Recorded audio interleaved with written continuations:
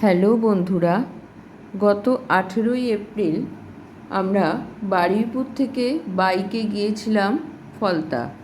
সকাল 10টা নাগাদ আমরা যাত্রা শুরু করেছিলাম। প্রায় 2 ঘন্টা লেগেছিল আমাদের ফলতা পৌঁছাতে। এই ফলতা আমরা পৌঁছে গেছি।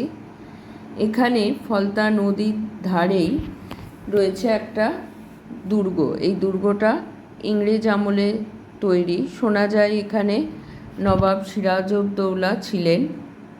দুর্গটা দেখে আমরা দুর্গের পাশেই রিচ রিভেরিয়া নামে একটি হোটেল আছে, সেখানে গিয়েছিলাম। সেখানেই আমরা লাঞ্চ করি। এদের ব্যবস্থা খুব ভালো এবং হোটেলটা অনেকটা জায়গা জুড়ে। ভেতরে রয়েছে সুইমিং পুল এবং প্রচুর ঘর আছে। এখানে থাকার ব্যবস্থাও আছে। আমরা যেদিন গিয়েছিলাম এখানে ছিল একটা বিয়ের অনুষ্ঠান।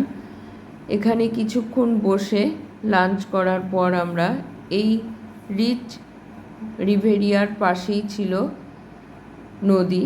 সেই নদীর ধারে আমরা বেশ কিছুক্ষণ সময় কাটিয়েছিলাম।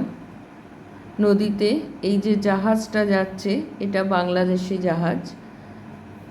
তো নদীর ধারেই অনেকক্ষণ বসে থেকে আমরা 3:30 নাগাদ আবার সেখান থেকে যাত্রা শুরু করেছিলাম বারুইপুরের উদ্দেশ্যে, অর্থাৎ বাড়ি ফেরার জন্য। এই আমরা এখন বাড়ির উদ্দেশ্যে রওনা দিয়েছি। আজ এইটুকুই। আবার আসবো অন্য একটা ভিডিও নিয়ে।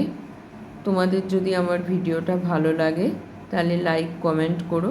সবাইকে টাটা।